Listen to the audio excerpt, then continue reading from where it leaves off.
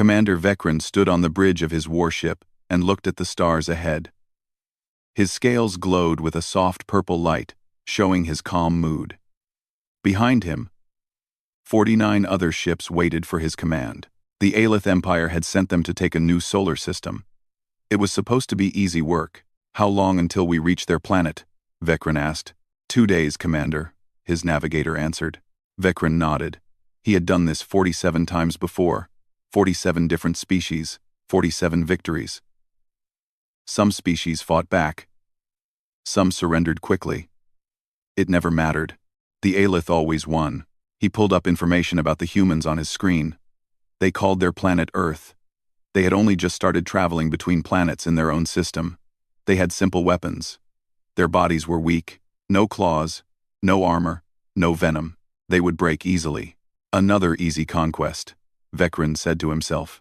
Far away on Titan, a moon circling the giant planet Saturn, Captain Tejo received the warning. Enemy ships were coming. Many ships. His hands moved quickly over his console as he read the numbers. 50 ships against his small mining colony. He had only 12 people under his command, and 3 old defense guns. Sir, command says we should evacuate, said Jiho, his pilot. The young man looked scared, but stood straight. Tejo shook his head. No. We stay. But Captain, we cannot win this fight, Jiho said. Maybe not, Tejo replied. But we can make them pay for it. Minji, the colony's engineer, was already working. Her fingers flew across her keyboard. She was rerouting power from the mining equipment to the defense systems. The colony was built to dig for resources, not fight wars. But Minji was smart. She could make anything work. How much time do we have? She asked, without looking up. 30 hours, Tejo said. Not enough, but I will do what I can. Tejo watched her work. Then he turned to his communications panel. He opened a channel that would reach the enemy fleet. He typed a simple message. Turn back. This is your only warning. Tejo. On the Aelith flagship, Vekran saw the message appear. He read it once, then twice. Then he started laughing. His crew looked at each other. They had never heard their commander laugh like this. They warn us, Vekran said between laughs. They are 12 people with old equipment, and they warn us? His weapons officer smiled. Should we respond, Commander? No, Vekran said, still amused. Let them have their pride. It will not last long. But something small changed in Vekran's mind. Something tiny. It was strange that they did not run. Every other species at least tried to run at first. 28 hours later, the Aelith fleet arrived at Titan. The small mining colony looked like a toy against the massive warships. Vekran ordered his ships into attack formation. This would be over in minutes. Fire when ready, he commanded. The Aelith ships opened fire. Their weapons lit up the dark space with bright blue light. But the mining colony fired back. The old defense guns shot again and again. They were not strong enough to hurt the Aelith ships badly, but they did not stop shooting. Interesting, Vekran muttered. Then something unexpected happened. One of the colony's small transport ships launched. It was moving fast. Too fast. Vekran's sensors showed it was overloading its engines. The ship was going to explode. What are they doing? Vekran's navigator asked. They found out 3 seconds later. The transport ship crashed directly into one of the Aelith cruisers. The explosion destroyed both ships completely. Vekran's mouth opened in shock. Someone had just killed themselves to take down one of his ships. Report, he shouted. The cruiser Dawnbreaker is gone, sir. All crew lost. Inside the colony, Tejo saw his pilot Jiho's ship disappear from his screen. He closed his eyes for 1 second. Just one. Then he opened them and went back to work. Minji, is it ready? He asked. Almost, she said. Her face was covered in sweat. Give me 2 more minutes. The Aelith ships moved closer. Their weapons tore through the colony's outer walls. Air began leaking into space. Tejo could hear the metal screaming as it broke apart. Sir, we need to get to the escape pods, one of his crew shouted. Not yet, Taeho said calmly. But sir, I said not yet. Minji's fingers hit the final key. Done. Get out now. Taeho grabbed his radio. All crew, evacuate now. Go. Go. Go. His people ran for the escape pods. The colony was shaking. Pieces of the ceiling fell down. Taeho made sure everyone was moving. He counted them. 11 people running. Good. Minji grabbed his arm and pulled him toward the last pod. They launched just as the Aelith ships prepared their final attack. The small escape pods scattered in different directions. Vecren watched them go. He was about to order his ships to hunt them down, but then his sensors screamed a warning. The entire mining colony was now one giant bomb. Minji had connected all the mining explosives together.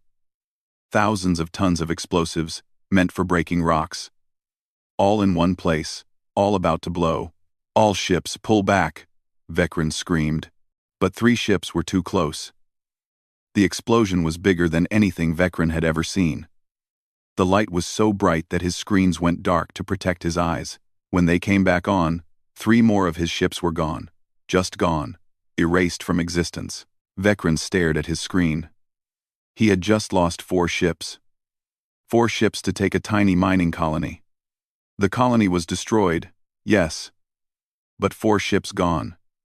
And 12 humans had escaped in their pods. He looked down at his hands. They were shaking. His claws were trembling slightly. This had never happened before. In 47 conquests, Vecren had never felt this sensation. His second-in-command approached carefully. Commander? Are you all right? Vecren did not answer right away. He was trying to understand what he was feeling. It was uncomfortable. It made his skin feel cold. His hearts were beating faster than normal. Sir? His officer asked again. I am fine. Vecren finally said. But he was not fine. Something had changed. Something important. He thought about the human who flew his ship into the cruiser. That person knew they would die. They chose to die. Just to destroy one enemy ship, and the engineer who turned a mining colony into a weapon. And the captain, who made sure his people escaped before he did. These humans were different. They fought like cornered animals. But they thought like warriors. That combination was dangerous. Vecren sent a message to his fleet. Continue to Earth, maintain formation. But as his ships flew deeper into the human solar system, Vecren could not stop his hands from shaking. He had learned a new word from the human database he had stolen. The word was fear. He was starting to understand what it meant. Far away, in an escape pod floating through space, Captain Taeho held his remaining crew. They had lost Jiho. They had lost their home. But they had made the enemy bleed. Did they get our message? Minji asked quietly. Taeho looked at the stars. Yes, he said. They got it. Graded looked. The message was simple. Humans do not go quietly. Humans make you pay. And most importantly, humans do not stop fighting just because they are losing. Vecren would learn this lesson many more times. But it had already begun. The fear had touched him, and it would not let go. Commander Vecren expected a message from Earth within 1 day. After losing a battle, species usually asked to talk. They wanted to discuss terms. They wanted to save as many lives as possible. This was normal. This was how war worked in the galaxy. But no message came from Earth. Instead, Vecren's communication officer intercepted military signals between human forces. He translated them and brought them to Vecren. The commander read through them slowly. His eyes grew wider with each line. The humans were not discussing surrender. They were planning more battles. They were moving their military forces into new positions. They were building weapons. Fast. This makes no sense, Vecren said. They lost at Titan. They must know they cannot win. His second-in-command looked at the reports. Perhaps they do not understand their situation yet. Then we will teach them, Vecren said. But his hands still trembled slightly when he gave orders. On Mars, in a medical station dug deep under the red dirt. Lieutenant Hagen worked without stopping. She had not slept in 36 hours. Wounded soldiers kept arriving from the defensive line. The Aelith had reached Mars 3 days ago, and the fighting was terrible. A young private named Dong-Yun lay on her table. He had burns across half his body. His left arm was gone. He should have been screaming in pain, but instead he was trying to sit up. "Private, stay down," Heejin said firmly. "Did they get my report?" Dong-Yun asked. His voice was weak but clear. "I saw their supply ships. I counted them." "Did Command get my numbers?" Heijin looked at him with sad eyes. "Yes. They got your report. You did well." "Good," Dong-Hyun said. He smiled. Then he closed his eyes and stopped breathing. Heijin stood there for a moment. Just a moment. Then she moved to the next patient. There were always more patients. But something about Dong-Hyun stayed in her mind. His last words were not goodbye. They were not about home or family. They were about the mission. About making sure his information reached Command. Even while dying, he was still fighting. Heijin had seen this same thing in 20 other soldiers today. Men and women who lost arms, legs, eyes. They did not ask to go home. They asked when they could go back to fighting. They asked if their mechs could be modified for their injuries. She began to understand something. Humans process defeat differently than other species. They did not see it as the end. They saw it as just another problem to solve. In his command ship, Vekran studied files he had taken from captured human databases. He wanted to understand these strange creatures. What he found disturbed him deeply.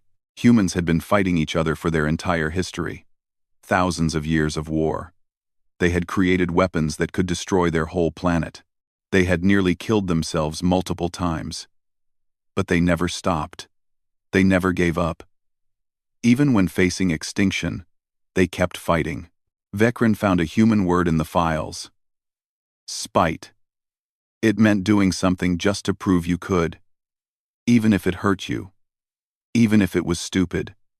Just to show your enemy that you refused to quit. They fight with spite, Vekran whispered to himself. His research was interrupted by alarms. The humans were attacking. Near Jupiter. Vekran quickly checked his tactical display. A small human fleet was moving toward his supply line. He had 3 times as many ships there. This attack made no sense. "Destroy them," he ordered. His ships moved to intercept. The battle started. As Vekran expected, the humans were losing.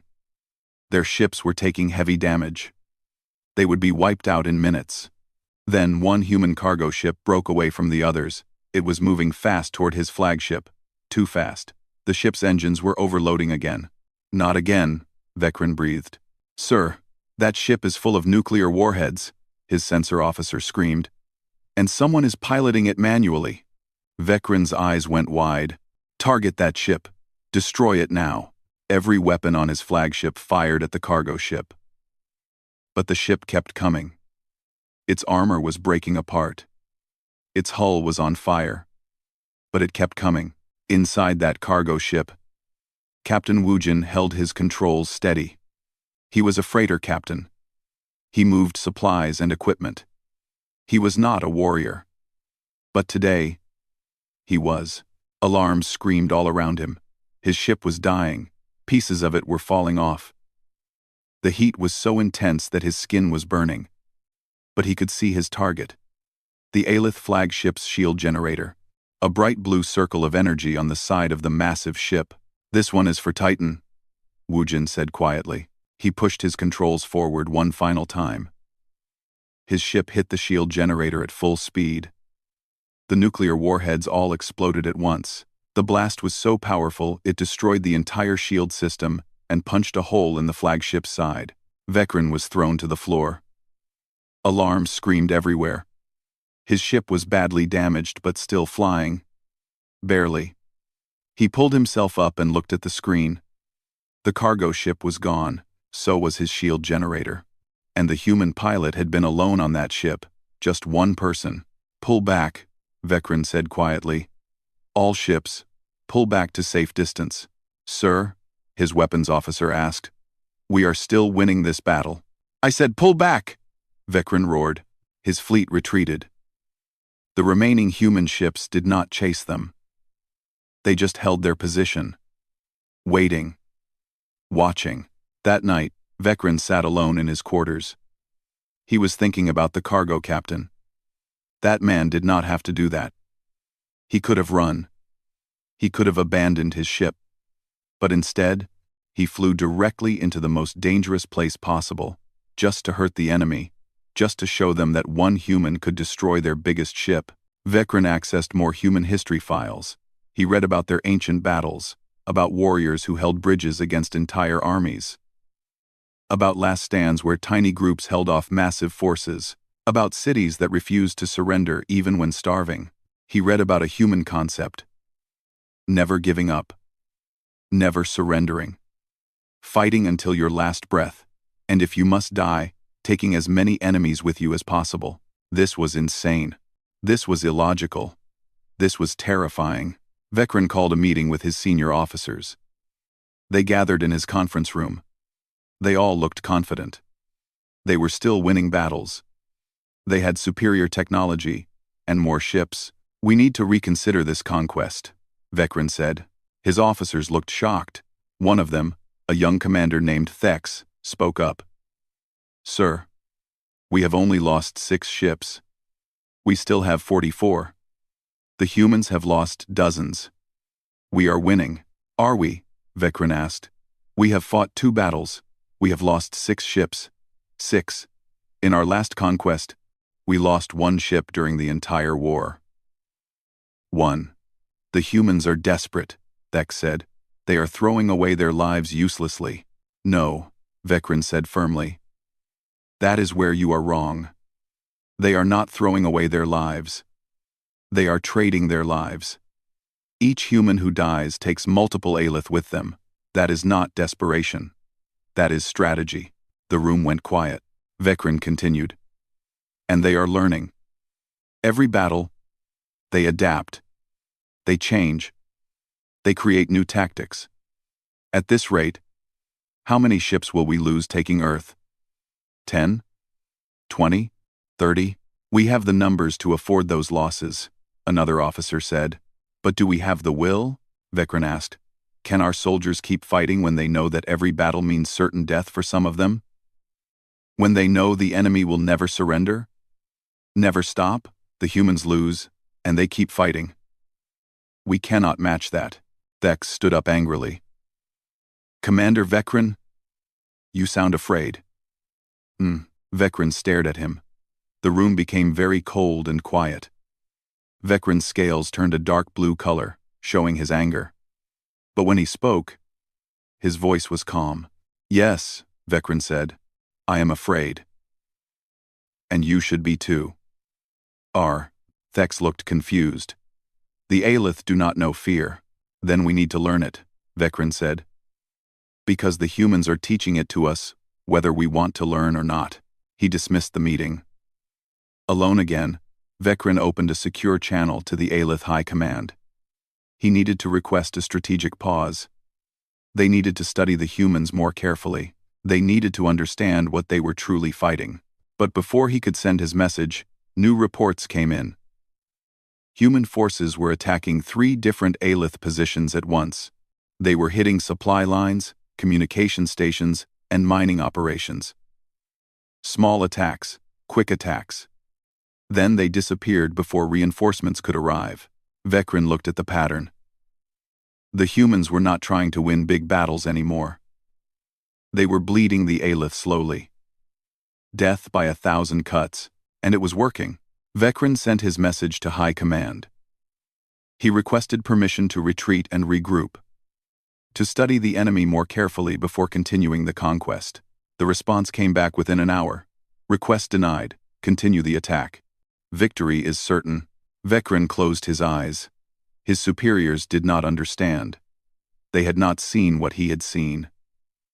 They had not felt what he had felt. The fear was growing now. It was not just in his hands anymore. It was in his chest. It was in his thoughts. Every time he gave an order to attack, He wondered how many of his people would not come back, and he knew the humans would make them pay for every meter of space they took. Somewhere on Mars, Lieutenant Hagen finished treating another wounded soldier. She looked out through the window of her underground station. Above, she could see the flashes of weapons fire in the sky.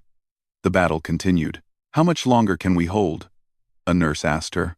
Hagen thought about Private Dongyun, about Captain Woojin, about all the humans who refused to quit. "As long as we need to," she said simply. And she meant it. 6 months had passed since the war began. Commander Vekrin barely recognized himself anymore. His scales had turned a permanent dark blue from stress. He had lost 12 ships now. 12. Each one felt like a piece of his soul being torn away. But something else had changed too. Something worse. The humans had stopped running. Now they were hunting. Dr. Suman worked in a secret research facility buried deep under the mountains of Earth. Around her, 50 other scientists worked without rest. They had one job: understand the enemy's technology and make it better.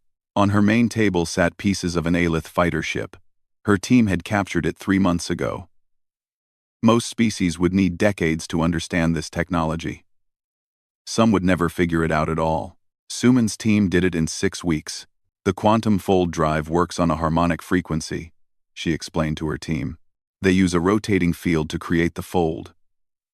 But if we reverse the polarity and add a secondary stabilizer, we can make it faster.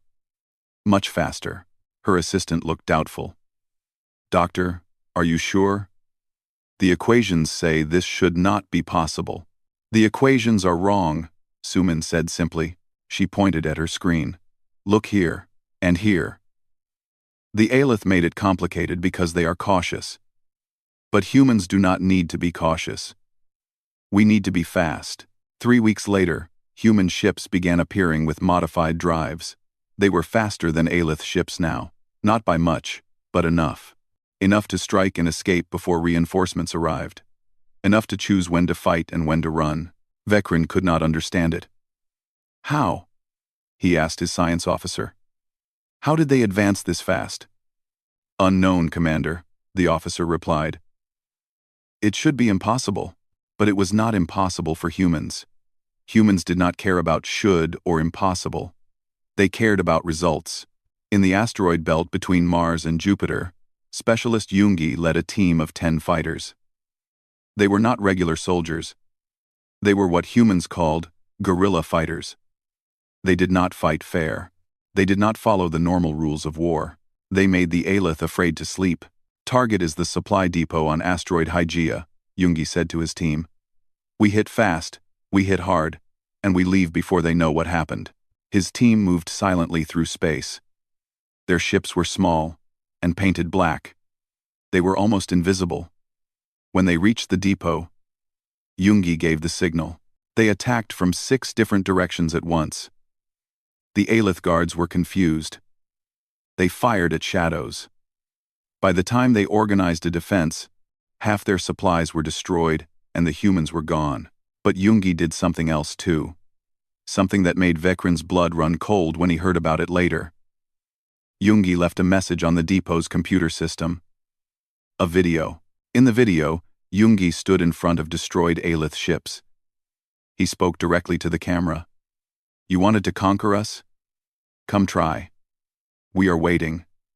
We will always be waiting." Then he sent this video to every Aelith military communication channel he could find.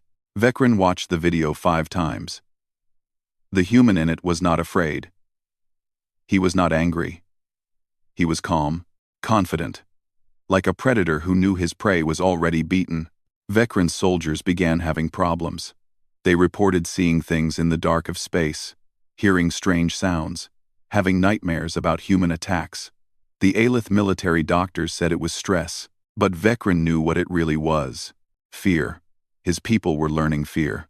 4 months into the war, the humans did something nobody expected. Captain Hana received orders directly from Earth Command.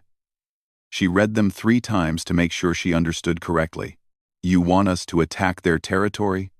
she asked over the communication link. "Correct," the admiral responded. "Not to conquer. To show them we can," Hana smiled. It was not a nice smile. Understood, sir. She took her fleet of 15 ships deep into Aelith-controlled space, not toward Earth, the opposite direction, toward the Aelith homeworld. Vecren got the report while he was sleeping. An officer woke him up. Sir, human ships have been detected in Sector 47. Vecren sat up fast. What? That is impossible.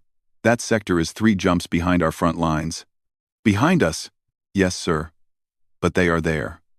They destroyed an outpost and are moving deeper into our territory. Vecren felt ice in his blood. They were not trying to reach the Aelith homeworld. They could not. Not with only 15 ships. But they were proving a point. They were saying, we can reach you. We can hurt you anywhere. You are not safe. Vecren sent 3 fleets to intercept Captain Hana's force. But by the time they arrived, the humans were gone. They had jumped back toward their own space. The mission was complete. That night, Vecren called an emergency meeting with his commanders. When they all arrived, he looked at each one carefully. They all looked tired, scared, broken. We cannot win this war, Vecren said. The room exploded with voices, officers shouting, some agreeing, some arguing. Commander Thex stood up and slammed his fist on the table. We cannot give up, Thex shouted. We are the Aelith Empire. We have conquered 47 species. We do not run from primitives. These are not primitives, Vecren said quietly. His voice cut through the noise like a blade. The room went silent. These are the most dangerous species we have ever encountered. They are weak, Thex argued. They have soft bodies. No natural weapons. They die easily. Yes, Vecren agreed. They die easily. But they do not stop dying. They do not stop fighting. And every time one of them dies, they take 3 of us with them. Do the math, Commander Thex. How many ships do we have left? 38, Thex said. And how many did we start with? 50. 12 ships lost in 6 months, Vecren said. At this rate, in 2 more years, our entire fleet will be gone. And the humans? They are building more ships, faster ships, better weapons. They are not getting weaker, they are getting stronger. Thanks for watching. An older officer named Gravik spoke up. He was the fleet's chief strategist. The commander is correct. I have run the simulations. If current trends continue, we achieve victory in 3 years, but we lose 92% of our forces doing it. The room went silent again. 92%. Almost everyone would die.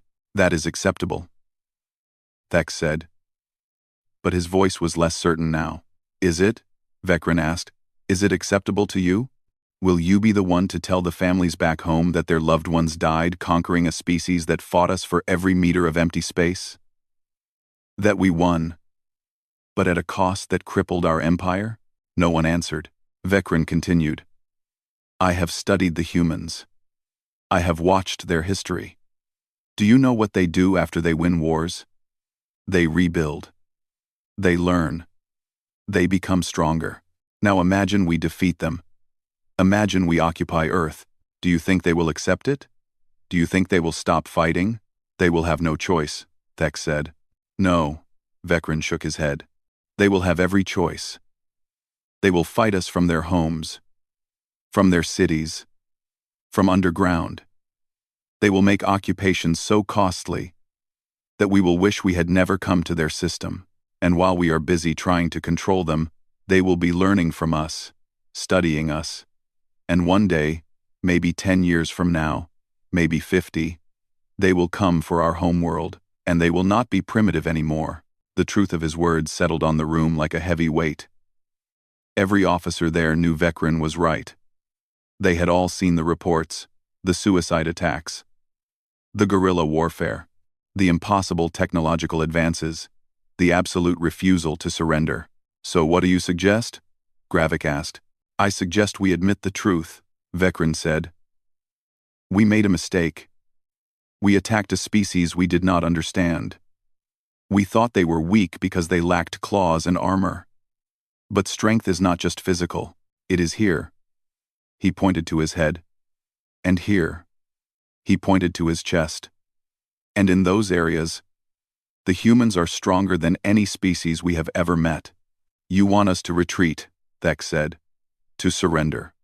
No, Vecren said. I want us to survive. There is a difference. He pulled up a holographic display.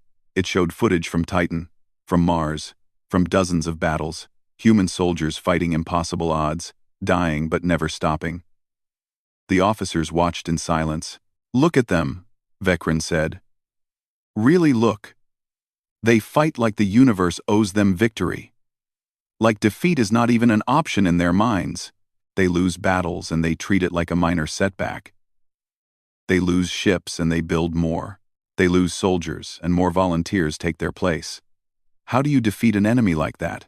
You do not, Gravik said quietly. You cannot. Vecren nodded. I am sending a recommendation to the High Council. We should offer peace terms. Before more of our people die, before the humans decide that defense is not enough, and they start attacking our other territories. The Council will never agree, Thex said. Then the Council is foolish, Vecren replied. And more Aelith will die for that foolishness. The meeting ended. The officers left quietly. Only Gravik stayed behind. He looked at Vecren with old, tired eyes. You have changed, Commander, Gravik said. Yes, Vecren agreed. The humans changed me. They taught me something our empire forgot long ago. What is that? Fear, Vecren said. Real fear. Not of death, but of facing an enemy that will never stop. Never quit. Never accept defeat. The humans made me afraid, and that fear might be the only thing that saves our people. Gravik nodded slowly. Sometimes the greatest wisdom is knowing when not to fight. Yes, Vecren said. The humans are teaching us wisdom through fear. I just hope we learn the lesson before it is too late. Far away on Earth, Captain Hana returned from her raid into Aelith territory. She was welcomed as a hero, but she did not feel like one. She felt tired. She wanted the war to end, but she knew it would not end until the Aelith understood. Understood that humanity could not be conquered, would not be conquered, that humans would fight until their last breath, and even then, the next generation would pick up the weapons and continue the fight. That was what it meant to be human. To never give up. To never surrender. To make the enemy pay for every victory until victory itself became defeat. Vecren understood this now. He just hoped his superiors would understand it too before more lives were lost on both sides. Commander Vecren sent his report to the Aelith High Council. He explained everything. The losses. The human tactics. The reality of the situation. He recommended a ceasefire. He asked for permission to negotiate peace terms. The response came 3 days later. It was not what he hoped for. Request denied. Your command is terminated. General Thex will assume control of the fleet. You are ordered to return home immediately. Vecren read the message twice. He was not surprised, but he was disappointed. The council did not understand. They thought he had grown weak. Afraid. They were right about the fear, but wrong about the weakness. General Thex took command with great confidence. He called all officers to a meeting on his first day. Vecren attended even though he was no longer in command. I am not Vecren, Thex announced to the gathered officers. I do not see problems. I see solutions. The humans have fought well. Yes. But they are still losing. We still have more ships, more resources. We will crush them. Some officers cheered. Others looked uncertain. Vecren said nothing. He simply watched. We will attack their homeworld directly. Thex continued. No more small battles. No more caution. We will take Earth itself and end this war. After the meeting, old Gravik approached Vecren quietly. He is making a mistake. Yes, Vecren agreed. A fatal one. But he will not listen to me. I am the coward who wanted to retreat. What will you do? Vecren looked out at the stars. I will watch. and I will bear witness to what happens when you underestimate humanity. On Earth, Admiral Sokjin received the intelligence reports. The Aelith fleet was coming, all of it. 38 ships heading directly for Earth. It would be the biggest battle of the war. He stood in the command center on the moon, looking down at Earth below. It was beautiful. Blue and white and green. Home to 8 billion humans. He would not let it fall. How long do we have? He asked. 6 days, his tactical officer replied. Status of our fleet? 27 combat ships ready. Another 43 support vessels. And the special weapon. Sokjin nodded. The special weapon. It was dangerous, unstable. It might not even work, but it was their best chance. Contact Captain Hana, tell her to get her ships ready, and find me tactician Hansol. I need his brain. Hansol was young. Only 26 years old. But he was brilliant. He saw patterns others missed. He understood how enemies thought. When he arrived at the command center, he looked nervous but determined. Sir, you wanted to see me? I need a plan, Hansol, Seokjin said. They outnumber us. Their ships are still stronger than ours individually. How do we win? Hansol studied the star maps for a long time. He moved ship positions around on the holographic display. He ran simulations. Finally, he looked up. We do not fight them in space, Hansol said. What? They expect a space battle, ship against ship. But we cannot win that fight. Not with these numbers. So we change the game. Explain, Seokjin ordered. Hansol pulled up a map of Earth's orbit. We have satellites. Hundreds of them. And we have the special weapon hidden here, on the far side of the moon. What if we lure them into position, make them think we are running, draw them in close to Earth orbit? Then we activate the weapon. The weapon has a range of only 50,000 kilometers, Sokjin said. They will not get that close willingly. They will if they think they are chasing our main fleet, Hansol said with a small smile. We make it look like a retreat. Like we are trying to protect Earth but failing. Human nature is to protect home. They will believe it. Seokjin studied the plan. It was risky. If the timing was wrong, if the weapon failed, Earth would be defenseless. But if it worked, do it, Sokjin said. Prepare the fleet, and pray to whatever gods might be listening. In the ruins of what used to be Seoul, medic Yoonji worked in an underground hospital. The Aelith had not reached Earth yet. But their long-range weapons had been hitting cities for weeks. Missiles from space, destroying buildings, killing civilians, making everyone afraid. But the people had not evacuated. Most stayed. Some because they had nowhere to go, others because they refused to leave their homes. Yoonji treated a young girl who had been hurt in a missile strike. The girl's mother held her hand and cried. When Yoonji finished, the mother looked at her. Why do you not go to the shelters? The mother asked. The doctors there are safe. Yoonji looked around at the wounded people, filling every bed, every chair, every piece of floor. Because someone has to stay here, she said simply. Someone always has to stay. It was a phrase that had become common among humans during the war. Someone always stays. Someone always keeps fighting. Someone always refuses to give up. The mother nodded. She understood. She took her daughter and left. But she did not go to the shelters either. She went back to her volunteer position, helping dig survivors from collapsed buildings. 6 days passed. General Thex's fleet arrived at Earth. From his command ship, he could see the blue planet hanging in space. It looked peaceful, defenseless. Scan for enemy ships, he ordered. 20 vessels detected, sir. They are positioned in defensive formation around the planet. Only 20? Thex laughed. Is that all they have left? It appears so, General. Then this will be easier than I thought. All ships, attack formation. We will destroy their fleet and then bombard the planet until they surrender. Vekran watched from a secondary ship. He had been assigned to a support role, far from the main battle. They wanted him out of the way, but he could still see everything on his tactical display, and something felt wrong. The human ships were retreating. They fired a few shots, and then pulled back. They were running. But Vecren had studied humans for months now. They did not run. Not like this. Not without making you pay for every meter.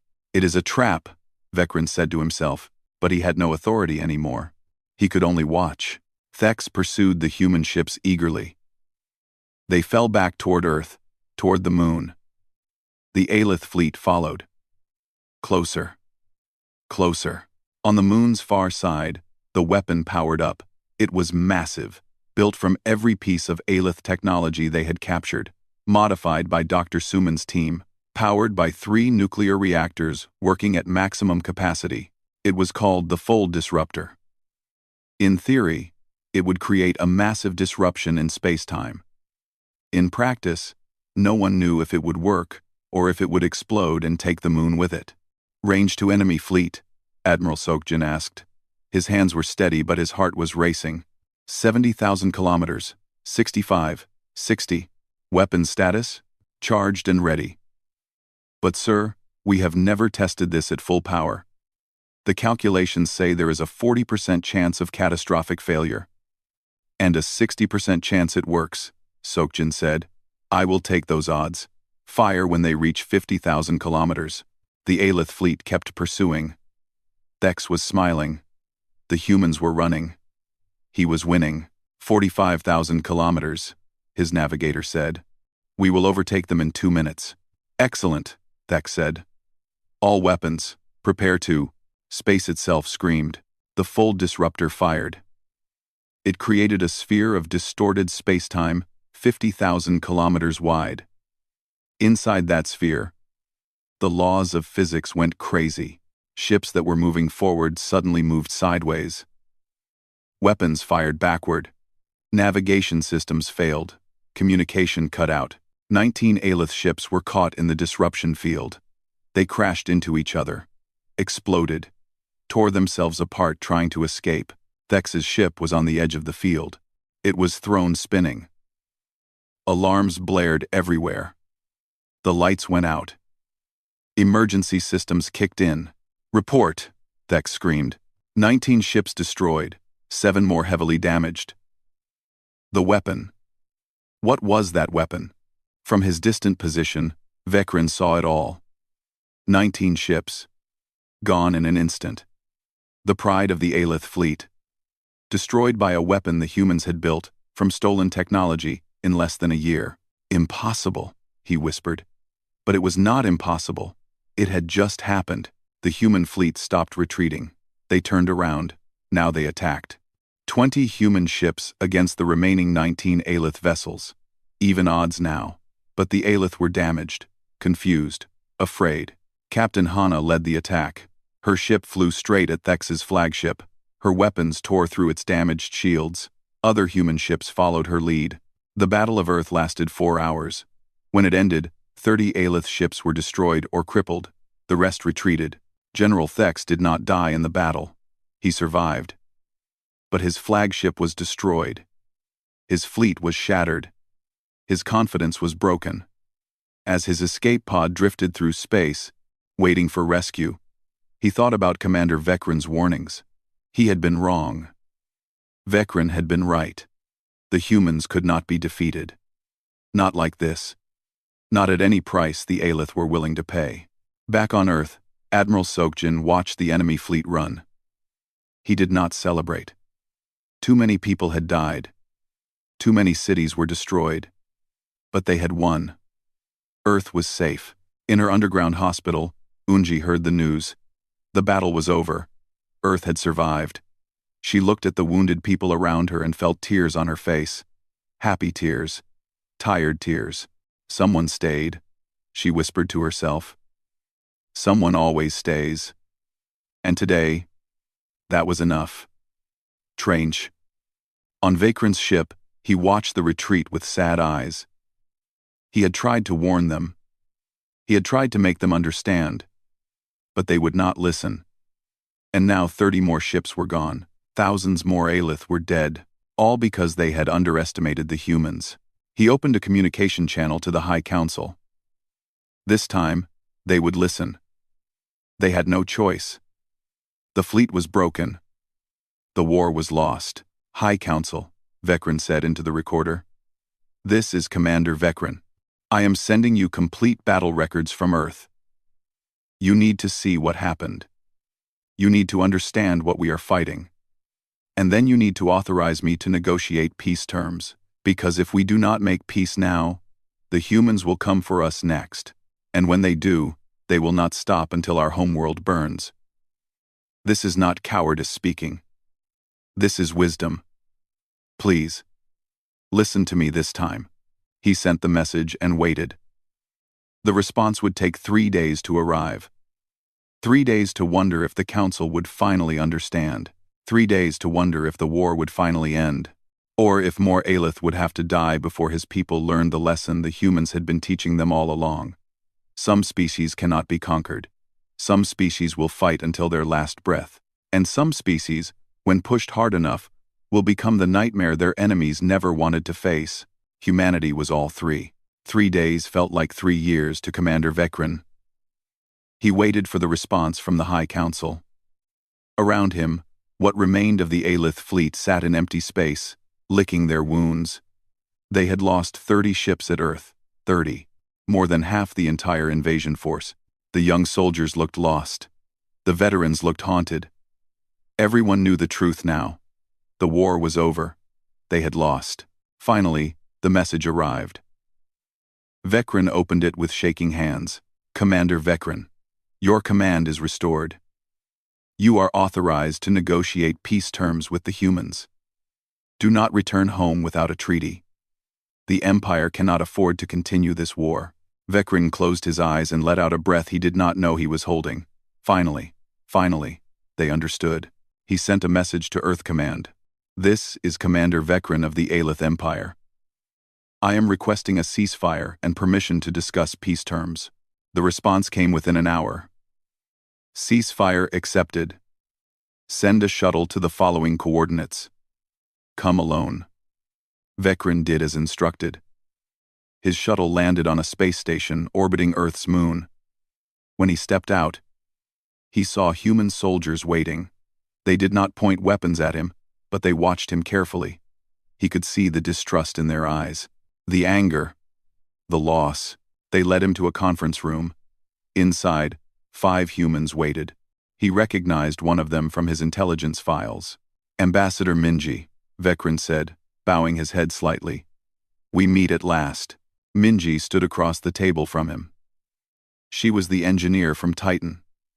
The one who had turned a mining colony into a bomb and destroyed 3 of his ships. She had been promoted after that. Now she spoke for Earth. Commander Vecran, she said. Her voice was cold but professional. I will be honest with you. Most of my people want to reject any peace offer. They want to chase your fleet back to your homeworld and make you feel what we felt. Fear. Loss. The destruction of our cities. Vecran nodded. I understand. I would feel the same way. But, Minji continued, we are not a species that seeks revenge for its own sake. We fight when we must. We stop when we can. So we will listen to your terms. Vecran sat down slowly. I do not come to offer terms. I come to accept yours. The humans looked surprised. Minji sat down across from him. Explain. The Aelith Empire made a terrible mistake, Vecran said. We thought you were weak. We thought conquest would be easy. We were wrong. You have taught us lessons we will never forget. Now I am here to make sure my people survive those lessons. Admiral Sokjin, who sat at Minji's right, leaned forward. You understand that you attacked us without provocation? That you destroyed our colonies and killed our people? Yes, Vecran said. And I will not insult you by making excuses. We are conquerors. We're conquerors. We have taken 47 worlds before yours, but we will not take a 48th. Not after what you have shown us. What have we shown you? Minji asked. Vecran looked at each human in the room. That strength is not just in weapons or numbers. That some species cannot be broken. That some wars cannot be won. You showed us fear. Real fear. And that fear taught us wisdom. The room was quiet. Finally, Tactician Hansol spoke. What peace terms do you propose? Vecran pulled out a data pad. The Aelith High Council has authorized me to agree to the following. We will pay reparations for all damage caused. We will return all captured territory and prisoners. We will share our technology freely with Earth, and we will withdraw from this entire sector of space. The Sol system and 20 surrounding star systems will be recognized as human territory. We will never return. That is generous, Minji said carefully. Too generous. What is the catch? There is one more term, Vecran said. One that my council insisted on. And one I believe is most important. He paused. We ask that you teach us. We ask that you teach us. Teach you what? Sokjin asked. How to be like you, Vecran said. Not in your violence. We understand violence. But in your persistence. Your refusal to quit. Your ability to face impossible odds and keep fighting. We want our children to learn these things. We want them to understand what it means to truly never surrender. Minji leaned back in her chair. You want us to teach your children about the war? About how we fought you? Yes, Vecran said. Not to glorify war, but to honor the lesson. In our empire, we have grown soft. We conquered weak species, and it made us weak too. We forgot what it means to face a real challenge. You reminded us. You taught us fear. Now we want you to teach us how to be stronger through that fear. The humans discussed this quietly among themselves. Finally, Minji turned back to Vecran. We have one additional term, she said. The Aelith Empire must transform. No more conquests. No more taking worlds by force. You want to learn from us? Then learn this. True strength is in cooperation, not domination. Vecran thought about this. It would change everything about Aelith society. But perhaps that was needed. Perhaps that was the real lesson. I will present this to the High Council, he said. But I believe they will agree. We are tired of war. We are tired of dying. And we are especially tired of fighting humans. He meant it as a compliment. Minji smiled slightly. She understood. The negotiations continued for 3 weeks. Lawyers and politicians argued over details. But the basic terms were agreed upon. The war was over. The Aelith would leave. Humanity would have peace. On the final day, Vecran asked for a personal favor. I wish to visit Titan, to see where it began. Minji accompanied him. They took a shuttle to the rebuilt mining colony. It looked different now. There was a memorial where the old station had been. Names carved into metal. The people who had died defending this small moon. Vecran stood before the memorial for a long time. He found the name he was looking for. Jiho. The pilot who flew his ship into the cruiser. The first human to teach Vecran what fear meant. I am sorry, Vecran said quietly. To him. To all of them. Sorry is not enough, Minji said. But it is a start. Will your people ever forgive us? Vecran asked. I do not know, Minji said honestly. Maybe in time. Maybe never. But we will work together now. That is something. Vecran placed a small marker at the base of the memorial. It was an Aelith tradition. A marker for a teacher, because that is what these humans were. Teachers who taught through battle. Teachers who taught through sacrifice. There is something you should know, Minji said as they prepared to leave. Your name is known among our people. Not as an enemy, but as the only one of your kind who understood, who tried to stop the war before more died. Some call you the wise one. I was not wise, Vecran said. I was afraid. The humans made me afraid. Sometimes, Minji said.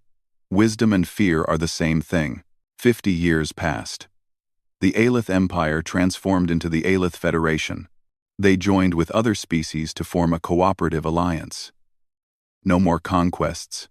No more taking worlds by force. When disputes arose, they talked first and fought only as a last resort. And they taught their children about the war. Every young Aelith learned about humanity, about the species that could not be conquered, about the soldiers who died rather than surrender, about the engineer who turned a mining colony into a weapon, about the medic who stayed in a ruined city because someone always stays. Commander Vecren lived long enough to see the change. He became an ambassador after the war. He spent his remaining years building bridges between species. When he died, both Aelith and humans mourned him. At his funeral, Ambassador Yuna spoke. She was the daughter of Captain Hana, the warrior who had penetrated deep into Aelith territory. Yuna had never fought in a war. She had only known peace, but she understood what that peace cost. Commander Vecren was our enemy, Yuna said to the gathered crowd. He attacked our people. He destroyed our colonies. But he also learned. He changed. He taught his own people the lesson he learned from us. That some fights cannot be won. That some species will never stop fighting. And that wisdom is knowing when to stop before both sides destroy each other. She paused, looking at the Aelith in the audience. Today, humans and Aelith work together. We explore space together. We share knowledge. We are not friends, perhaps. Not yet, but we are no longer enemies. And that is because of people like Commander Vecren, who learned from their mistakes. After the funeral, Yuna visited the memorial on Titan. It had been expanded over the years. Now it included names of both humans and Aelith who died in the war. Names of enemies who became teachers. Names of teachers who became remembered. She found Vecren's marker at the base of the memorial. The one he had placed there 50 years ago. Next to it was a new marker. This one was placed by the Aelith who attended his funeral. It read, Commander Vecren. The one who learned fear. The one who taught wisdom. Yuna smiled. Her mother had told her stories about the war, about how humans refused to give up, about how they made their enemies afraid, about how that fear saved both species from total destruction. That was the truth of humanity's strength. Not that they could not be beaten, but that the cost of beating them was too high for any enemy to pay. And smart enemies learned this quickly. Foolish enemies learned it when it was too late. The galaxy was changing. New species were making contact. Some were peaceful, some were aggressive. And whenever an aggressive species appeared, the Aelith Federation sent them a message, a warning, a lesson. Do not approach the Sol system. Do not threaten humanity. We made that mistake once. We are still learning from it. Most species listened. A few did not. Those few learned the lesson the same way the Aelith did. Through fear, through loss, through the understanding that humans were different, special, dangerous, not because they were the strongest species, not because they had the best technology, but because they refused to lose. They refused to give up. They refused to accept defeat. And if you pushed them hard enough, they would push back so hard that you would wish you had never met them. That was humanity. That was the species that taught the galaxy what it meant to truly fight, to truly persist, to truly never surrender. Ambassador Yuna looked up at the stars. Somewhere out there, new civilizations were rising. New species were reaching for space. Some would be friends. Some would be enemies. But if they chose to be enemies of humanity, they would learn the same lesson the Aelith learned. The same lesson every species that fought humans learned. Fear touches you first while fighting with humanity. Then wisdom comes. Then, if you are lucky, peace follows. And if you are not lucky, you keep fighting until there is nothing left to fight with. The Aelith were lucky. They learned in time. Their species survived. Their culture transformed. Their children grew up in peace. All because one commander felt fear and chose wisdom over pride. All because one species refused to quit. And that refusal taught their enemies that some wars cannot be won. That was the truth. That was the lesson. That was humanity. And the galaxy would never forget it.